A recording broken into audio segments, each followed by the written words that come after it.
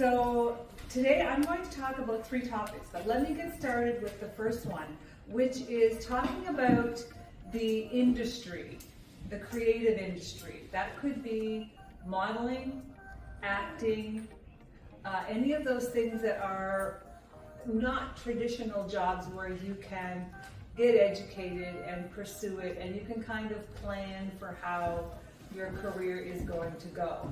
When you decide to pursue work or a career or a life in more of the creative spaces, nothing is guaranteed. So I, as a young girl, I was just so in love with modeling, and that's all I wanted to do.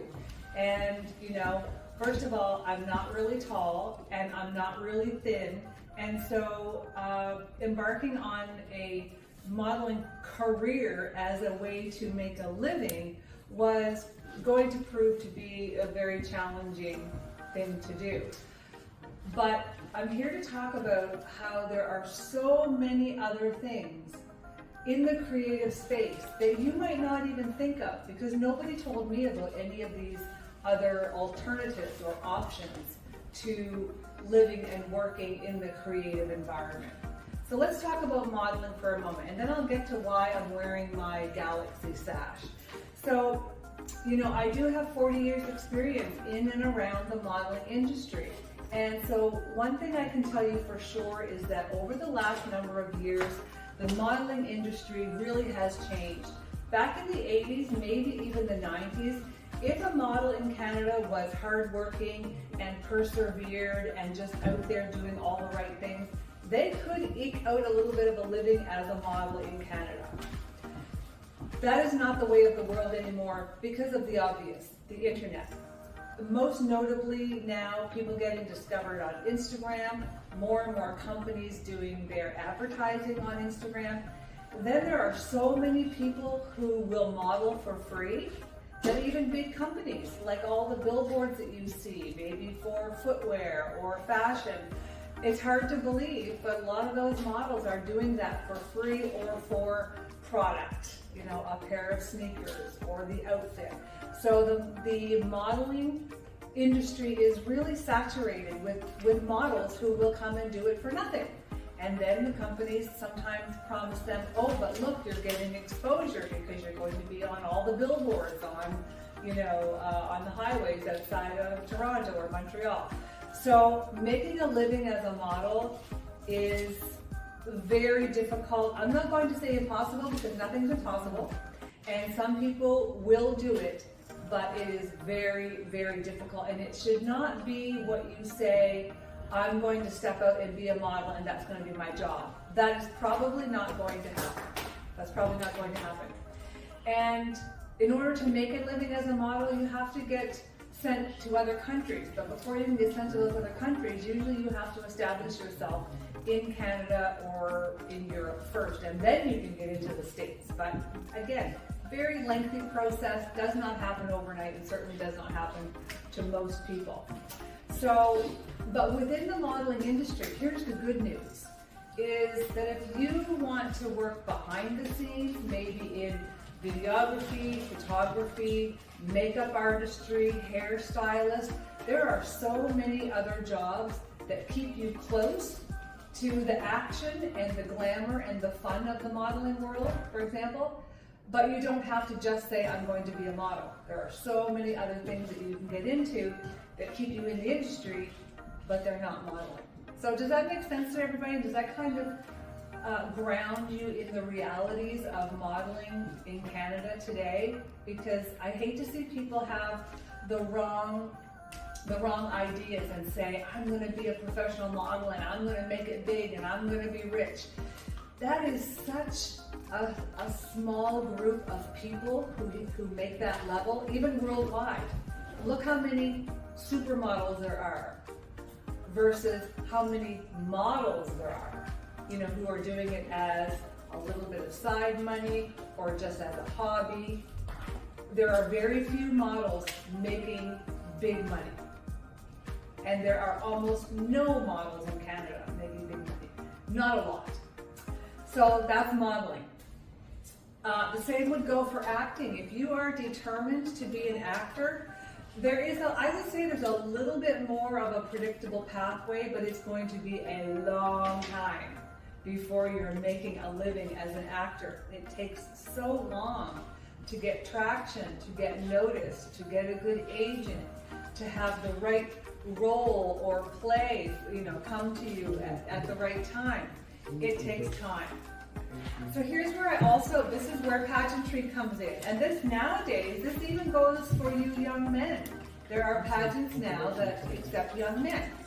So the benefits to pageantry as it relates to living a creative lifestyle is that pageantry opens doors for you. Pageantry introduces you to people and to situations and environments that you might not otherwise be exposed to. And pageantry is an amazing way to get a glimpse into how things run backstage, behind the scenes, and what it takes to put a big production together. You could end up having an interest in stage production, set building, videography, photography, anything to do with the actual production, choreography, right, dance design, all of that stuff. And so pageantry is something that I want to at least put it out there to you as something that could be an option. It's a great way to have fun. We call pageantry and the women that we meet in pageantry the sisterhood, because it really is. It is an environment where you come together and you bond and you have those people in your life for a very, very long time. So much like what happens in sports, there is a sense of camaraderie in pageantry, and you bond and become friends through that. But pageants can open up a plethora of doors for you that you may not have ever considered before, and the people that you will meet, right? And the situations that you will be put into that you just otherwise would not have experienced. It's amazing for helping you learn how to cope with stress, manage a lot of things at one time, become excellent public speakers, be comfortable with being on stage and presenting, and being okay with making mistakes and getting back up again and getting back out there. It's a great way to become elegant and graceful. And as I say, this even goes for young men these days. So that's why I'm here as Mrs. Galaxy Charlotte County 2025. I want to just talk about pageantry because I believe in it so wholeheartedly that it's an amazing way for young people to just elevate everything about themselves. Their polished look on the outside, your interpersonal skills, dealing with different personalities that you meet, and trust me, you meet a lot of different personalities. So I hope that gives you some insight into going down a path of living more of a creative life and how it's amazing to have those kinds of dreams. I just say, get your education first. Get something that not only is your plan B, but is alongside of your plan A. Does that make sense? Because it's nice to know that if you want to pursue acting or modeling, that you at the same time have a solid education that can help support you as you're chasing your dreams that are a little harder to attain. And I wish somebody had given me that advice. That would have been very pragmatic advice. But back in 1983, nobody around here was talking about jet setting off to Toronto to be a model. So from me to you, I hope that helps you get a perspective. Okay, now let's talk about dress. So we've learned a lot in the last 8 weeks about putting together a good first impression and your overall image and public speaking and learning how to walk and look like a model, which is a part of Christine's platform and why she is doing this. And we've learned so much about getting your first job and handling conflict and all of that. So the thing about knowing how to show up dressed well is that is the person in front of you or the people who see you, that's their first opinion of you, right there, is how you appear before you start talking. So putting together a dress code is really important, and understanding you know, what I'm dressed in today would be considered like smart. The British call it smart. So you're not dressed up, but you're not in jogging pants either, but you're wearing baby jeans, ordinary like a nice t-shirt or a button down and a little jacket. Could be a jean jacket. That would be considered smart. Then you have, you know, casual, which would be like blue jeans and a t-shirt. My rule around blue jeans is if you're going out to a function or anything to do with the workplace, make sure it's just a well-fitted, dark wash. No rips, no distresses, no acid wash, just blue jeans that are ordinary rise, dark blue, and pressed, not wrinkled. So that would be like a good casual look. Blue jeans, a button-down shirt, or a t-shirt, totally fine. Just make sure it's pressed and neat. No matter how you're dressed, everything should be so neat. Everything should be pressed. I love my steamer. My steamer is my hobby. When I'm a little bit stressed or I just want to decompress and relax, I dig up my steamer and I steam my clothes. I don't know, I like that. So then we go on to like business casual. This is an area that people, adults these days, do not get that right. They just don't. But the workplace is not going to call people out on their dress because they're afraid of the repercussions of calling somebody out because of the way they look. But showing up business casual means you're not wearing a suit. So if you think of it that way, you're not wearing a suit. So business casual means a nice pair of pants, typically not jeans, well pressed, a button-down shirt or a blouse like I'm wearing, and you may or may not have a jacket. For men, business casual usually means a jacket, but no tie. No tie required, and a nice pair of pants. Doesn't have to be a matching suit. That's business casual. For a woman, that could also include a nice dress. The thing with dresses and skirts in the workplace is you absolutely have to make sure that they're length appropriate, not too short. And tops are not cut too low. That's pretty much the rule if you want to be viewed as professional when it comes to your dress. Then we have business. Business is, think of a businessman or a businesswoman that you see in marketing material. Full suit, the matching pants, the jacket, the button-down shirt, the tie, the shiny shoes. Always have your shoes clean. I don't care if you're going to a picnic and you're wearing your sneakers, they've got to be clean. They have to be clean. That's the big thing about wearing runners, is they've got to be clean. For women, business would be, again, a full suit, but for women, it could include a suit that is a skirt with the blouse and the jacket, or it could be a traditional pantsuit. Suits, blouse, matching jacket, and then finally, your hair tells the story. Your hair has to be neat. I love a ponytail. There's nothing more chic than a ponytail. But if you're going to do a ponytail, you do it as if you're doing a hairstyle. All the flyaways, and this goes for men and women, all the flyaways should be slicked back. You should wrap your ponytail with your hair and pin it so it looks like it's finished, right? So if you're going to do a ponytail, do it like you intended to do it as a style, not like, oh my gosh, my hair is a mess, I'm pulling it back, right? Which just looks unfinished. So if you had a nice suit on, right, and you're looking perfect, and then you just throw your hair back in an elastic, the whole look fails because you don't look finished. Then we have black tie. So black tie is tuxedo for a man, right? And a tuxedo usually has a tail and the bow tie and the crisp white shirt and, you know, all the finishes. And for a woman, it's like a cocktail dress or a full-length dress, not a gown, but, you know, like a full-length dress. And obviously all the finishings. Hair is perfect, makeup is perfect, heels, and the whole 9 yards. Then we have white tie.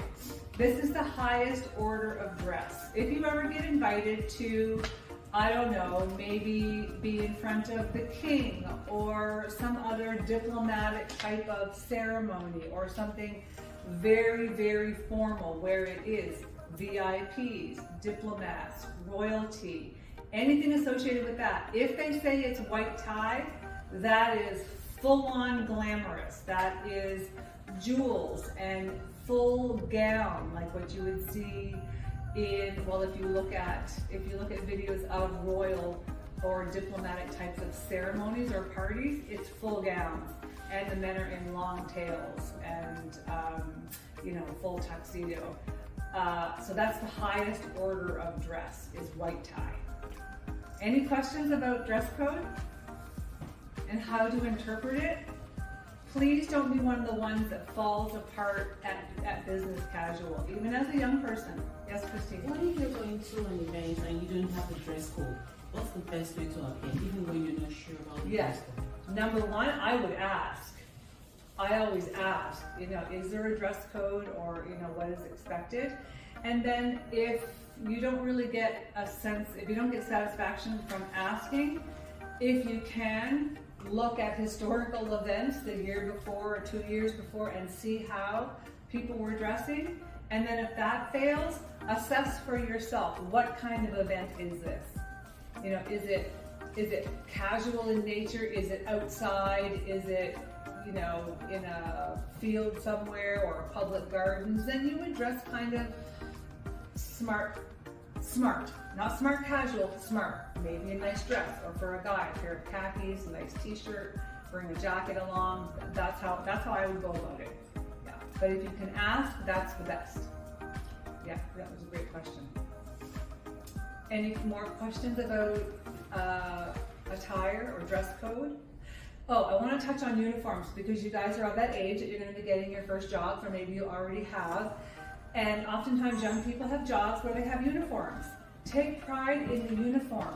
Make sure it is really ironed well and creased and without wrinkles, and your hat is clean or whatever it is, and have your hair neat, and boys be shaven. Like, take pride. If you're in a uniform, even if it's McDonald's or the Tim Hortons drive-thru, if you take pride in showing up looking really polished, you will stand out. Somebody will notice, I promise. The general manager, a big wig comes down from headquarters and you stand out because you look so much different than everybody else, people notice that. They really do. So even if you're wearing a uniform, take pride in that uniform and make sure that it looks perfection. Okay? Anything else about dress code? Yes, a little about dress code, but something you mentioned earlier. Sorry, let's continue. I'll come back to you. Okay. So let's just recap quickly. We talked about working in the creative spaces of modeling, acting, pageantry, what role that can play. We've talked about dress code. And what was the other thing I was going to talk about? I remember modeling agencies and scouts. Yeah. For those who are interested in going into modeling, what's the first step? Who do they reach out to? Because today's world, parents are scared their kids could get into the wrong hands. So how can prospective models reach out to agents in a safe and convenient way? Yes. So that's a good point, and parents and youth themselves should feel like you have to protect yourself, because while there are a lot of legitimate modeling agencies in Canada, there are also a lot of scams, and if you don't know what to look for, sometimes you can't discern one from the other. So, here's the reality. You really do have to be graduated from high school at minimum, because agencies will not sign models that do not have a proven track record of having worked. We call them tear sheets. If you don't have a book full of 60 to 100 tear sheets, which means this is a job I did, this is a magazine I was in, this is an online campaign I did, if you don't have 60 to 100 top-notch tear sheets, nobody is going to hire you sight unseen. That's a pretty harsh reality. A lot of people don't know that. That's the truth. I signed a model 3 years ago, her name was Sally Ryan. She looked the part. I was like, she will be walking for YSL or one of those big brands that fall. I was so confident. The agency that I have a partnership with, or I used to, Spot 6, very reputable. Cynthia Cully, she's been in business for 45 years, probably closer to 50 now. She is a reputable agent. She knows what she's doing. She knows what the look of the day is, who will get work, who will not. She loves Sally. She said, I'm going to sign her, Lorraine, but we're not going to ask her to pick up and move here because she's an unknown. She has no experience. Let's just see, let's bring her to Toronto, get her photographs done, get her headshots, get her digitals, get her 3 or 4 good pictures in her portfolio. I will put her out there to my clients and let's just see what happens. Nothing. She didn't work for an hour, a day, a week, nothing. Crickets. 0. I would have bet my life that she was going to be on a jet to Europe that fall. No. Why? I don't know. Was it because she was unknown?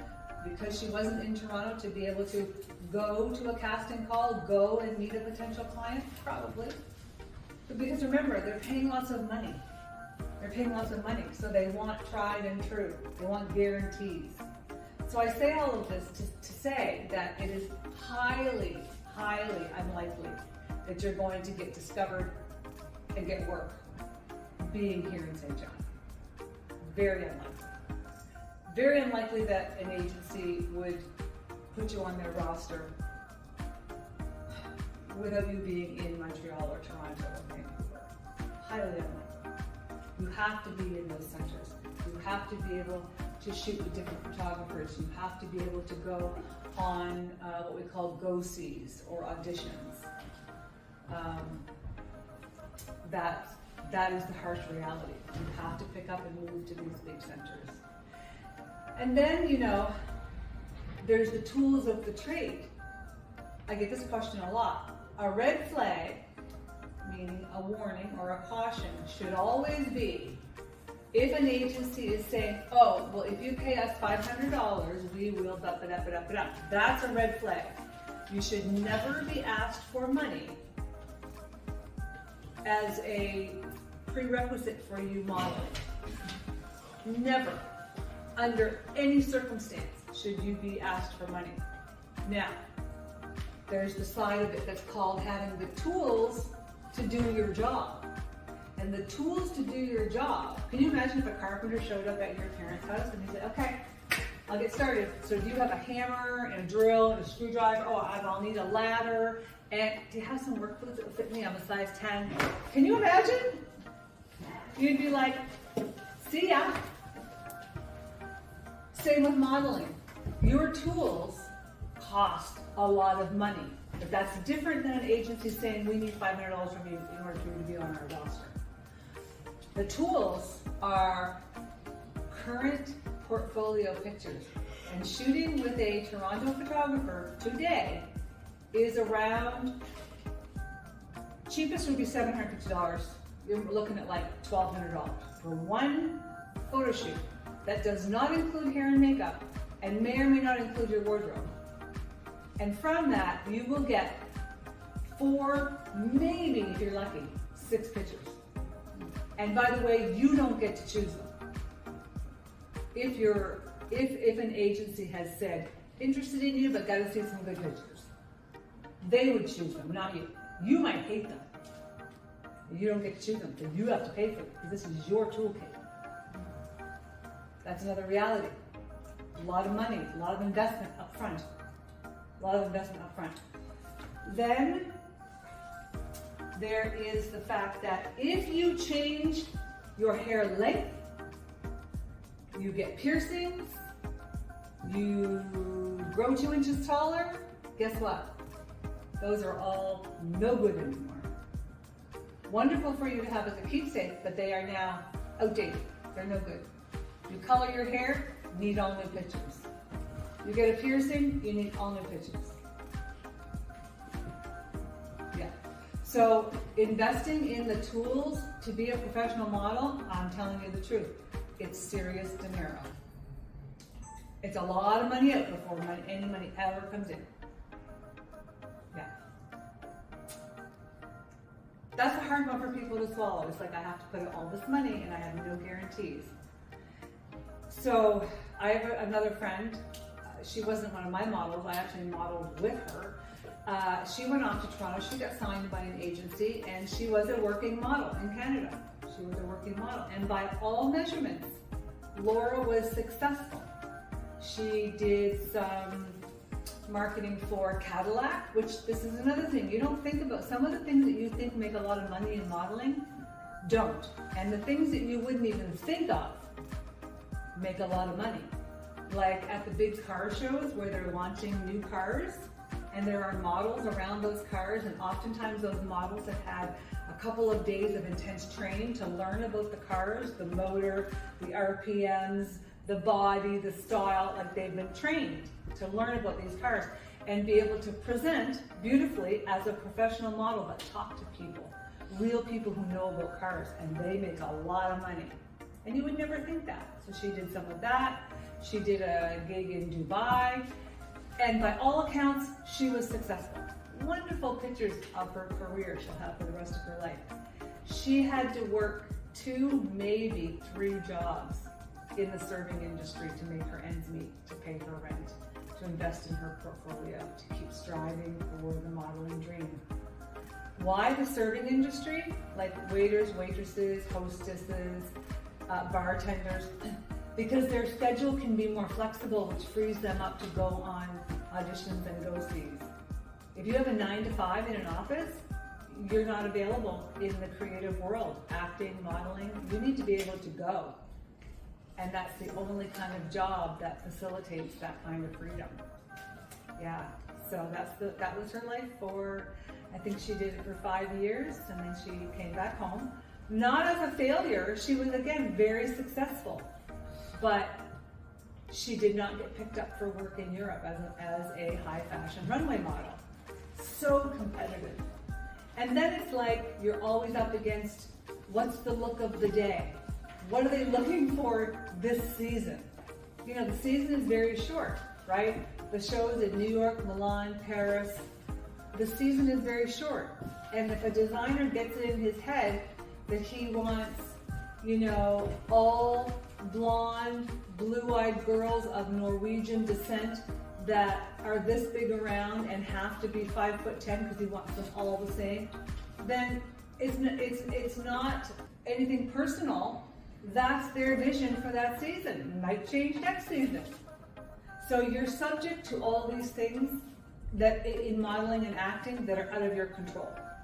So to really answer Christine's question about what would you do if you want to get started in the modeling world, you do have to find a reputable agency that just take some digitals, like look up what digitals should look like, get a friend who's really good with the iPhone, and do your basic digitals, because there are certain poses they want to see, the lighting has to be really good, and you should be wearing very basic black leggings, black well-fitted t-shirt, heels, runners if you're a guy, and there's a way to do them. So look up how to do them, and then look for reputable agencies that have been in business for a long time, agencies that have good reviews, agencies that have models that you can go and see, are they working, right? And if anybody asks you for money, run, period, hard stop, they should not do that. If an agency opens up your file and goes, ooh, I like her look, okay. Can you send me more? Have you worked with a photographer? Where do you live? Like, they're gonna start asking those kinds of questions. And then you can go that next step of submitting your digital photographs or saying, yes, I've done fashion shows. Oh, where are you done high school? Yes. Are you planning to move to the city? Those are the kinds of questions that may follow. If they tell you, oh, don't get your parents involved in this conversation, another red flag, right? And anytime somebody tells you that you shouldn't have a friend with you or a chaperone or your parent, another red flag. Why would somebody who has your best interest at heart not want you to have support and be safe, right? So those are all red flags that you should look for. Money, not looking out for your safety, insisting that your parents not be involved, that's a red flag, 100%. Yeah, that was a great question, Christine. Another question. Yeah. So I know you mentioned that it's best for people to be in big cities like Toronto and Vancouver and Montreal. to be able to get a shot at being picked for top modeling role?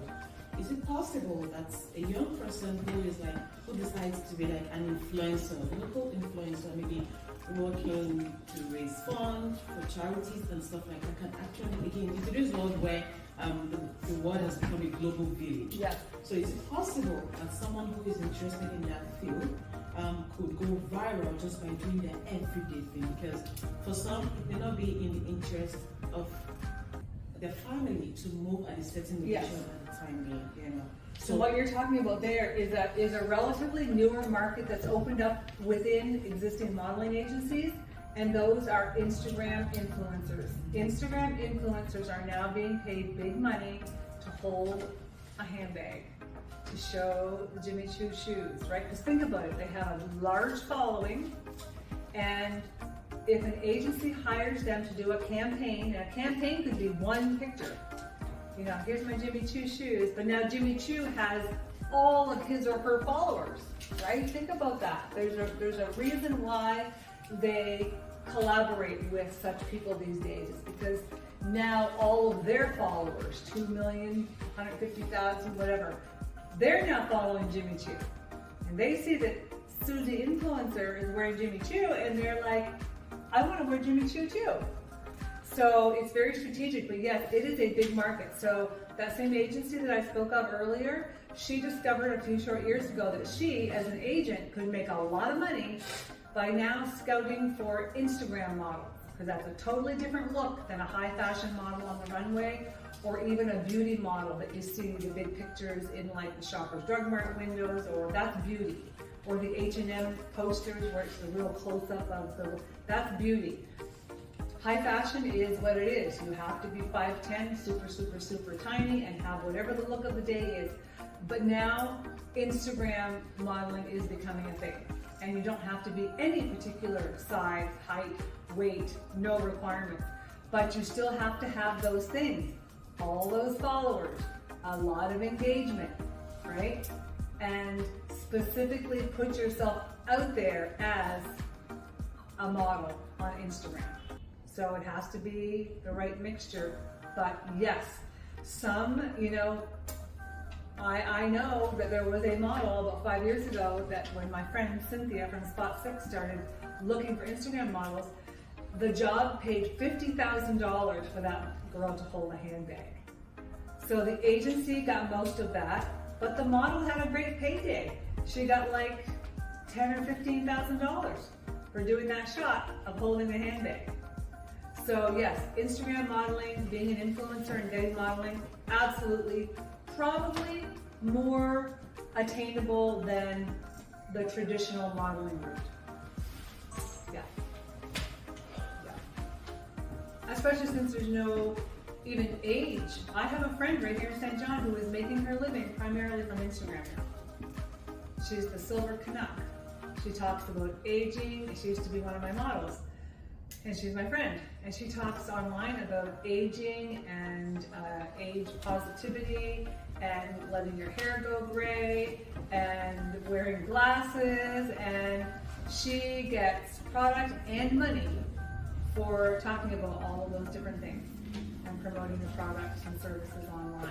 So she is making a living on Instagram. But it took her 3 years of a solid strategy and working it every day before she even got one little bite. So it's not a sprint, it's a marathon, but yes, it can be done.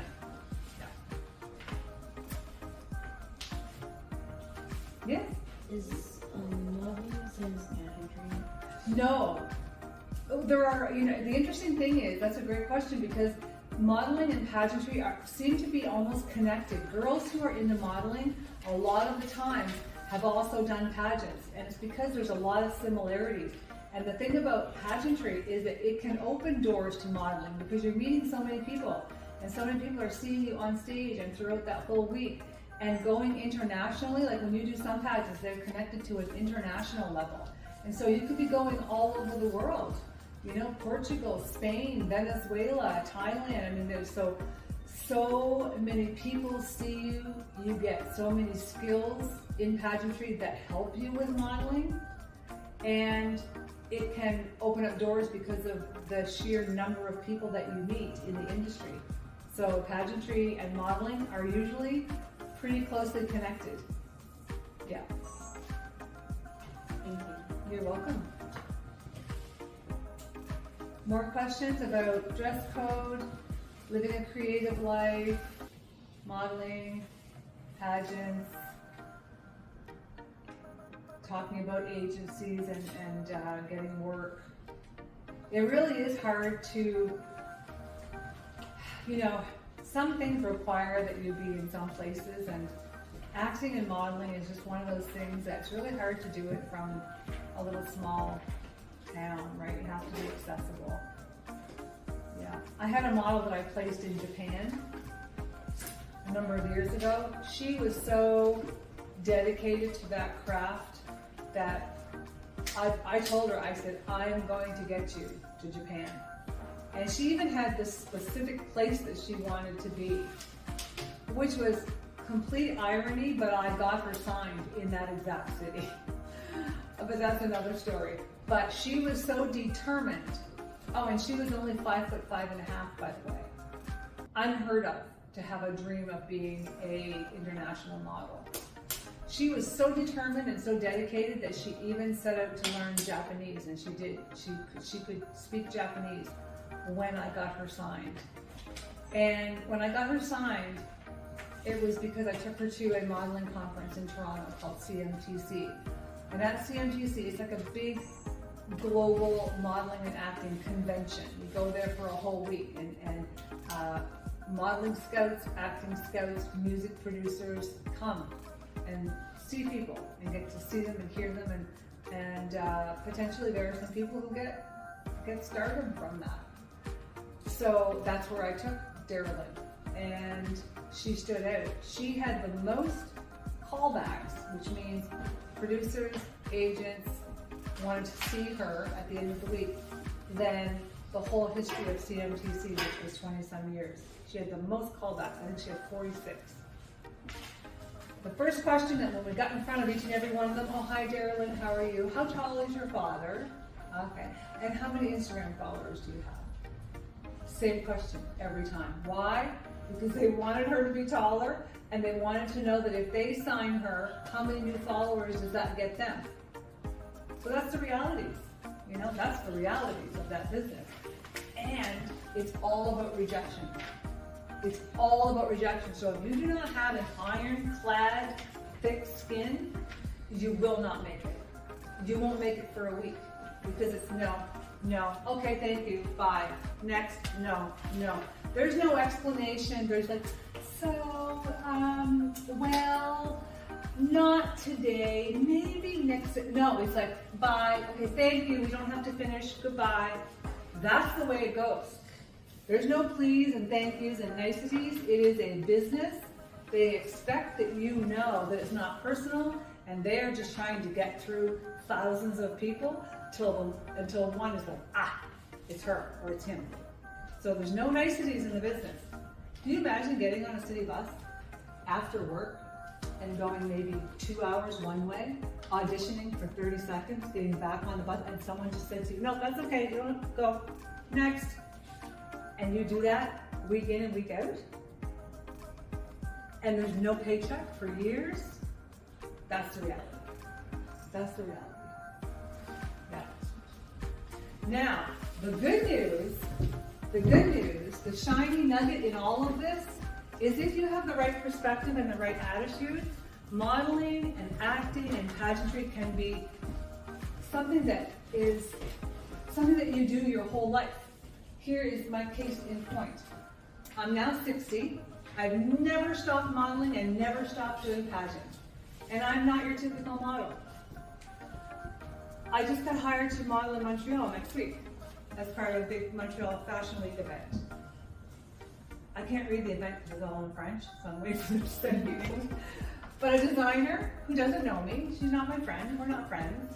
She hired me to come and model for one day. She's paying all my expenses. I'm staying in her condo downtown Montreal, and I'm being compensated. And I'm 60 years old. So my good news story is, if you love something a lot, modeling, acting, you get into pageants, whatever the creative space might be, just keep doing it. And detach yourself from the outcomes. Do you know what I mean by that? If you're like, I'm going to be famous in 3 years and I'm going to have a super yacht and go to Cannes Film Festival in 8 years, detach yourself from the outcomes, get an education so that you're not starving to death, and continue to do these things that you love to do, like kind of acting. Do it. Do it forever. Do it until, but release yourself from the expectations of how it's going to go, because it will never go the way you think. That I know for sure. That I know for sure. Yeah. If you want to know what perfection looks like, to show up, business, casual, maybe even business, interview, doing a TED Talk, I want you all to look right here. That's right. Perfection. Polished, commanding attention, poised, sitting up straight. I mean, I have 0 improvements. Yeah. Good job. Okay, if you don't have any questions, I'm super pumped that we had this 8 weeks together. I know we still have Wednesday night. I'm going to give you some homework. Yeah, Christine? Fitness, health, and Oh, right. That was it. health and wellness. Yes, absolutely. You know, you guys are at the perfect age to have this conversation and just really have it become part of how you live, because, you know, you're going to work a long time. You're going to work hard, you're going to work often, and oftentimes it's not until you're older that you get to enjoy the fruits of your labor, right? Your hard work. And you're going to have a little bit more money when you're older. You're going to have a little more time to yourself when you're older. And you want to be healthy and fit. So health and fitness starts right now. And, you know, when we talk about positive mental health, I can tell you that the number one thing, in my opinion, that contributes to feeling mentally well and strong and resilient is food. And I know it's incredibly popular and easy and convenient to eat junk food and to pull through the drive-thrus, or to just grab a muffin, or to just grab. But if you can prioritize eating healthy, natural, unprocessed foods most of the time, you're going to feel better. You're going to feel better. And, you know, I was taught when I was becoming a professional in the industry of fitness, nutrition, wellness coaching, that to not exercise is a depressant, right? That was this professor's way of saying that if you exercise, that is a great way to stave off feelings of being down, depressed, right? To not exercise is a depressant. So moving your body doesn't mean you have to go to the gym, right? Not everybody likes the gym setting like I do. I happen to enjoy that. But walking more than you're sitting is a good thing. And moving your body against resistance, you know, doing push-ups, being able to do pull. How many people here can do a pull-up? If you can, raise your hand, because it is a hard feat. You can do a pull-up? Good. Anybody else do a pull-up? I'm 60. I can do a pull-up. You should be able to feel, even when you're old, like you're strong and you're capable and you can take care of yourself. So, you know, eating healthy food, it takes planning, it takes making it a priority. It doesn't fall out of the sky. You know, a tasty salad does not fall out of the sky and land in your hand. It takes planning and preparation, and most of all, it takes making it a priority in your life. And exercise, and a healthy mindset of balance, right? What's the average amount of time we're on our phones these days? Do you know? I'm surprised. surprised. None of you know the average time we're all on our phones or on our devices these days? 24 hours.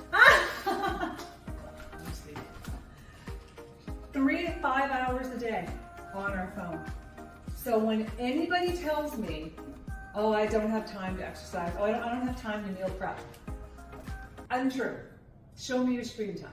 3 to 5 hours, I guarantee it. Because that is the average of every person in North America. 3 to 5 plus hours a day on your devices. So anybody who says they can't prioritize their health and fitness, it's untrue. It means they're prioritizing sitting and scrolling more than they're prioritizing working out and eating right.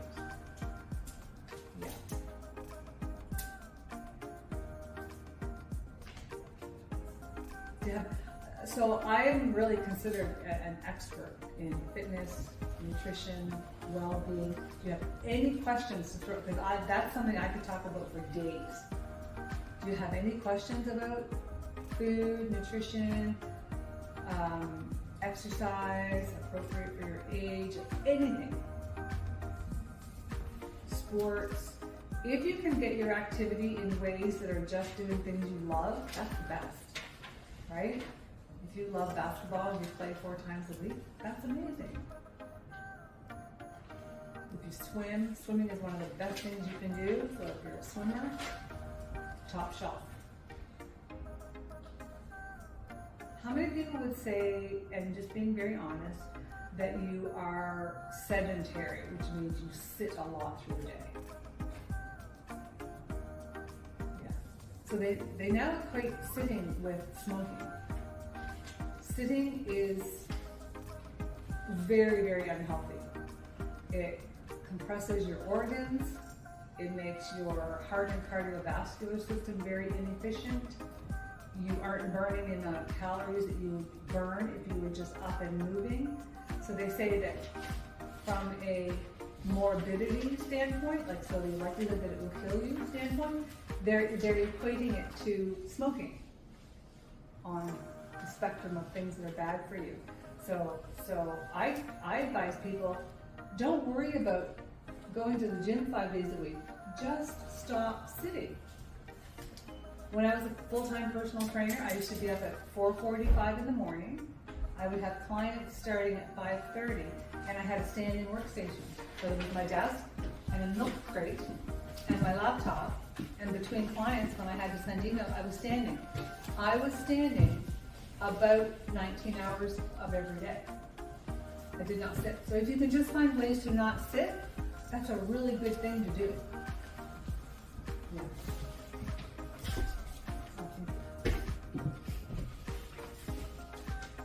Anything else?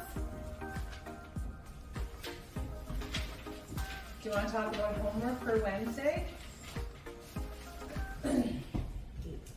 Okay, I love lists. So, we've done a lot in the last 8 weeks.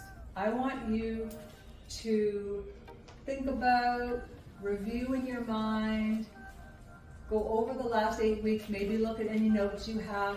I want you to come up with 10 things that really made an impression on you and you will carry through in your life. 10 things that really made an impression on you and you will carry them through into your life. Which I should say, this is one of the best things I get to do in my life. I love it. I absolutely love it. I enjoy it. It's fulfilling. And when I see how you start to change and be better for yourself in your own life, it's really fun for me to watch that.